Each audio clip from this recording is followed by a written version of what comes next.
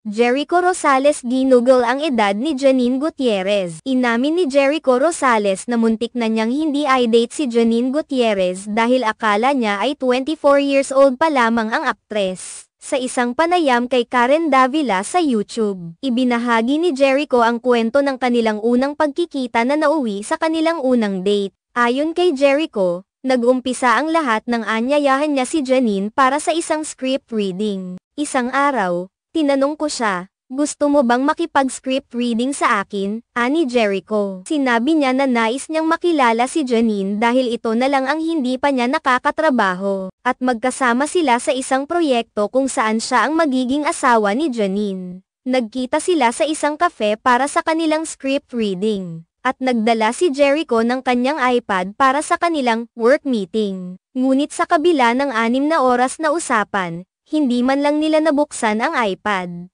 Para maging maikli ang kwento, pagdating ng 6 na oras, hindi pa rin namin nabuksan ang iPad. Naging Japanese food na lang ang usapan namin ng 3:00 ng hapon. At pagkatapos ay umalis na siya papunta sa kanyang lola Pilita Corrales. At doon natapos ang lahat, pagbabahagi ni Jericho. Naramdaman ni Jericho na espesyal ang kanilang pagkikita. Wow! Kayang-kaya kong makipag-usap sa batang ito ng 3 oras. Dito ko naramdaman na may something, dagdag pa ng aktor. Ang simpleng script reading na naging masayang usapan ay nagbigay daan sa mas malalim na koneksyon sa pagitan nina Jericho at Janine. Habang nagkukwentuhan sila, naisip ni Jericho kung gaano siya kasaya na makasama si Janine. Ipinakita nito na kahit sa mga simpleng pagkakataon, maaari pa ring magkaroon ng malalim na koneksyon sa ibang tao. Ang kanilang pag-uusap ay tila nagbigay liwanag sa kanilang mga personalidad, at nagbigay daan para sa mas masayang karanasan. Nang matapos ang kanilang pag-uusap, pareho silang umuwi na may ngiti sa kanilang mga mukha. Napagtanto ni Jericho na hindi lamang basta script reading ang nangyari.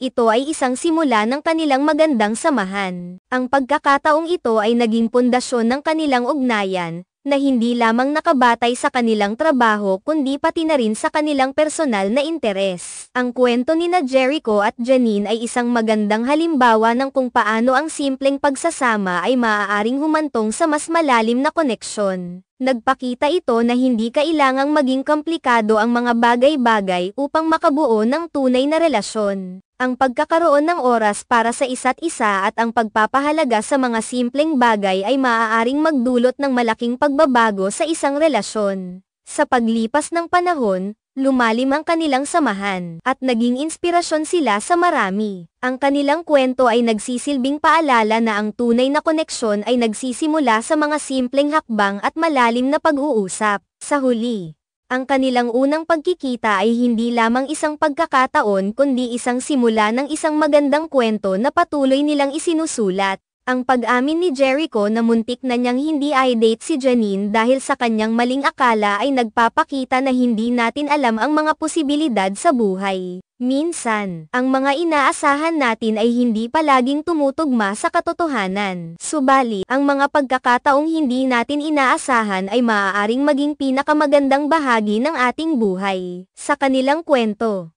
makikita ang halaga ng komunikasyon at ang kakayahang magbukas sa isa't isa. Sa huli, ang pagmamahal at koneksyon na kanilang naitaguyod ay isang patunay na ang tamang tao ay maaaring magdala ng kasiyahan at inspirasyon sa ating buhay.